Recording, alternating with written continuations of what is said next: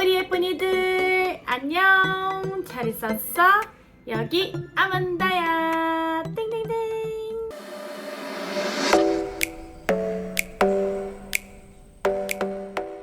Vocês me pediram muito para fazer a análise do seriado sul-coreano que parou a Netflix, parou o mundo, quebrou vários recordes, que é Round 6 ou Squid Game. Squid Game, a tradução é Jogo da Lula e é a tradução literal do título em coreano do seriado.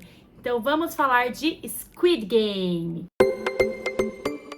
Assim como Singles Inferno, Squid Game tem bastante coisa que dá para abordar, então eu vou escolher alguns temas principais para falar aqui, e se vocês gostarem eu trago outras análises de outros temas. Lembrando que nas minhas análises que eu trago para vocês, eu sempre tento ser imparcial, eu nunca vou falar se isso é certo, se isso é errado, eu tento ser bem neutra. E segundo ponto, eu sempre tento analisar olhando a questão cultural da Coreia, tá? Então eu vou trazer agora aqui alguns pontos referente à cultura coreana. Quando o Squid Game lançou, eu lembro que vários amigos meus que não consomem conteúdo coreano assistiram e eles compararam um pouquinho com Jogos Mortais, assim. Aí eu fiquei, nossa, mas não tem nada a ver com Jogos Mortais, né? Uma outra coisa que as pessoas falavam era tipo, é um jogo do dinheiro. E aí eu falei, gente, não é só uma questão de jogo por dinheiro.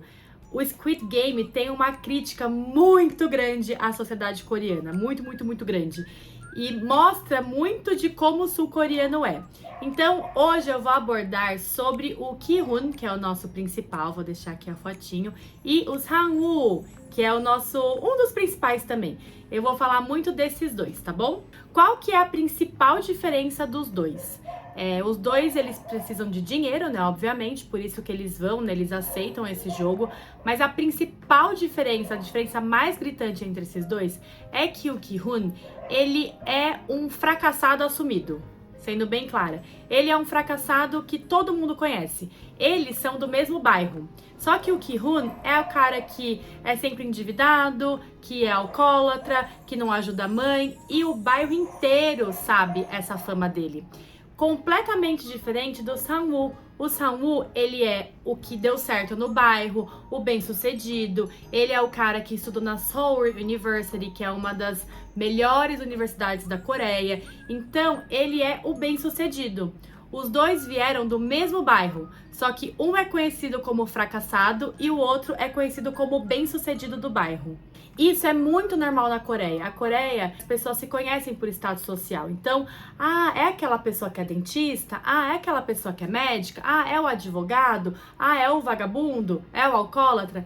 Eles dão muitos honoríferos, assim, tipo, muitas características uns aos outros. Por isso que os pais, eles profetizam muito assim no filho, tipo, meu filho vai ser advogado, meu filho vai ser médico, porque ela quer falar meu filho é advogado, meu filho médico, ela quer que conheçam o filho dela por advogado, por médico.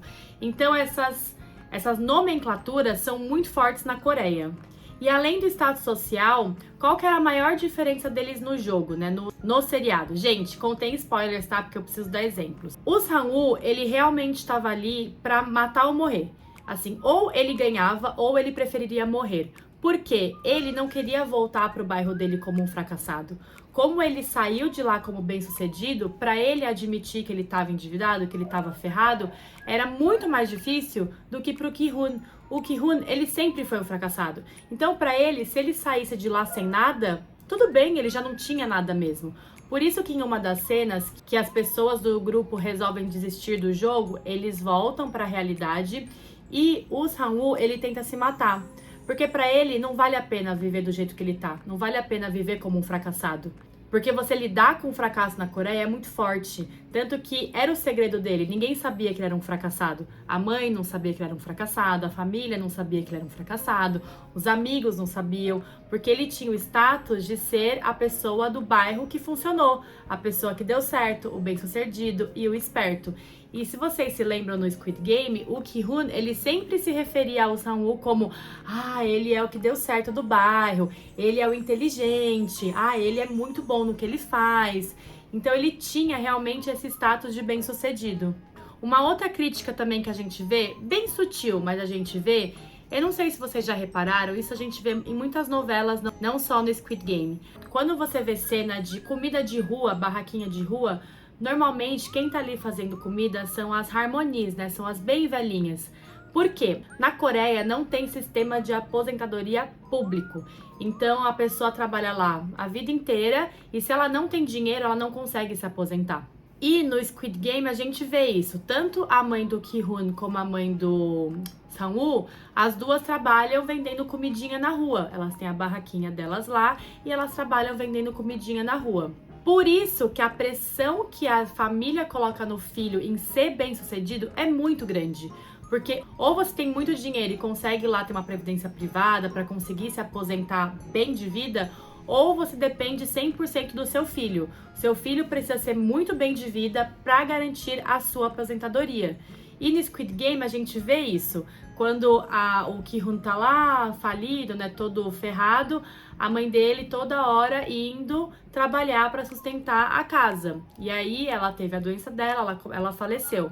E a mãe do Sang-woo, a mesma coisa, ela tinha a barraquinha dela de comida e ficava lá trabalhando. Só que ela tinha a segurança que o filho dela tinha dinheiro. Tanto que ela sempre falava, o meu filho estudou em Seul, ele tá muito bem, logo menos eu vou sair daqui. Tipo, ela já tava contando que a aposentadoria dela viria pelo filho dela, porque o filho dela era o bem-sucedido. Então, quando a gente vê a pressão das crianças, adolescentes, de ser o melhor da classe, de ser o mais inteligente, de ser sempre o melhor, isso vem de berço, porque a família realmente incentiva e até de uma certa maneira cobra os seus filhos de ser o melhor. Porque se seu filho não for o melhor, não for o bem-sucedido, a sua velhice vai ser muito dolorosa. Então, falando da taxa de pobreza da Coreia, a maior taxa de pobreza é dos idosos, porque os idosos, se não têm uma família para ajudar e para sustentar, eles acabam ficando à mercê, eles ficam muito jogados assim, sabe? Então, quando a gente fala do Squid Game, ele não é só um jogo por dinheiro.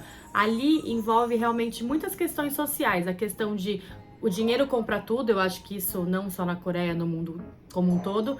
A questão do status social, que é uma coisa que eu sempre trago muito no canal. Gente, coreano é muito apegado a status social. Então, ao que ele faz da vida, ao que ele tem de bem material, ao que ele pode prover. Isso é muito forte. A questão da competitividade, então a gente vê ali, né, um jogo, as pessoas estão competindo. E no jogo de competitividade, é meio que cada um por si. No Squid Game, tinham alguns jogos que dava pra você fazer uma colaboração, sabe? Dava pra você ajudar o outro. Mas quanto mais pessoas passassem, menos dinheiro, né, a pessoa teria. Mas daria pra você bolar um jeito de bastante pessoa ir pra final. Porque o jogo da Lula em si, você não joga um contra um. O jogo da Lula, ele é um jogo em conjunto. É um jogo colaborativo. Ele é um pouco mais agressivo, mas ele é um jogo colaborativo. Então, se mais pessoas tivessem ido para a final, mais pessoas teriam ganhado o prêmio, não teria só um ganhador. Então, quais foram os jogos que a gente conseguia ter uma colaboração? A gente tem o jogo do biscoito, né? Então, quando o Ki-hoon ele descobriu que lambendo ele conseguia destacar as bordas, todo mundo começou a imitar ele e conseguiu passar no jogo. Aqui a gente já consegue ver que daria para ele falar, gente, lambe aí o biscoito, todo mundo vai conseguir. Então, daria para se ajudar. O primeiro jogo da bonequinha, algumas pessoas acho que talvez meio que esqueceram do jogo assim, né? Claro que eles não sabiam que se mexesse ia morrer, mas também daria para ser um pouquinho mais colaborativo entre eles, assim. Se todos tivessem, sei lá, dado a mão, saído correndo e parado, ninguém ia se mexer. Então, tem uma maneira também de jogar esse jogo de forma mais colaborativa. Agora, os demais jogos realmente era um contra um. A gente tem Cabo de Guerra, o Cabo de Guerra era um time contra o outro, um time realmente morreria. A gente tem o jogo das pedrinhas, né, da bola de gude, que realmente também era um contra o outro, os outros morreriam. E aí a gente tem o jogo da passarela. O jogo da passarela a gente também conseguiria deixar um pouquinho mais colaborativo. Por exemplo, o cara que entende do vidro. Ele mesmo poderia falar, olha gente, eu entendo de vidro, deixa eu ir na frente, eu posso ajudar. Enfim, daria para tentar ser um pouco mais colaborativo. Esse não 100%, mas também daria. Então, quando a gente olha a questão da competitividade, é cada um por si. E acho que isso também não só a Coreia, isso o mundo, né, gente? Mas tem muito fato que eles poderiam ter se ajudado muito mais do que eles se ajudaram. Pra mim, assim, a maior crítica foi realmente a questão do status. A gente via muita diferença entre o Ki-hoon e o Sang-woo. O Ki-hoon era um cara que, beleza, ele queria a grana, mas ele realmente aceitaria se ele não tivesse a grana. Ele não faria tudo pelo dinheiro. Porque, como eu disse no começo do vídeo, ele era um vagabundo, ele era um cara ferrado na vida, ele era um pobretão e ele vivia muito bem com isso. Beleza que ele sempre estava atrás de dinheiro, ele dava o jeito dele, mas se não ganhasse, tudo bem, ele ia voltar para a vida normal dele. Muito diferente do Sang-woo. O Sang-woo, você vê que ali tem muito orgulho, tem muito a questão de não aceitar ser como o Ki-hoon. E tem uma hora que ele fala, a gente é diferente. Porque ele se sente superior, porque ele conquistou tantas coisas, como que ele podia estar na mesma linha que o Ki-hoon? Como ele podia se comparar a uma pessoa que não tinha nada, sendo que ele tinha algumas coisas, né? Por mais que ele estivesse falido, ele tinha conquistado bastante coisa. Então, quando a gente olha a sociedade coreana, isso é muito normal, isso é muito comum. As pessoas, elas se comparam muito e quem tem dinheiro realmente é muito superior. Isso também a gente viu muito no Parasita. Se vocês quiserem, eu posso trazer aqui uma análise de Parasita também, tá bom, gente? Também totalmente fora do time, mas ok.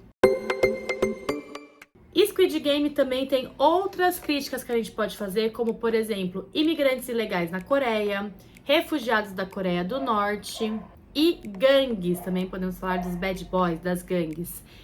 Se vocês gostaram desse conteúdo, deixa aqui seu like, seu comentário. Se vocês quiserem a parte 2, eu posso vir aqui fazer. Eu espero que vocês tenham entendido um pouquinho a minha visão sobre Squid Game. Eu realmente acho que eu tô um pouquinho atrasada, porque já deve ter vários vídeos e vários reviews aí na internet que tragam um pouquinho desse meu ponto de vista também, mas eu quis compartilhar com vocês, então espero realmente que vocês tenham gostado. Não se esqueça também de me seguir nas redes sociais. Estamos crescendo o canal, mas vamos também me ajudar a crescer no Instagram, porque me ajuda muito como pessoa pública, como influencer, como YouTube. Conto muito com a ajuda de vocês, tá bom? Eu vou ficando por aqui, gente. Um super beijo e até a próxima. Tchau!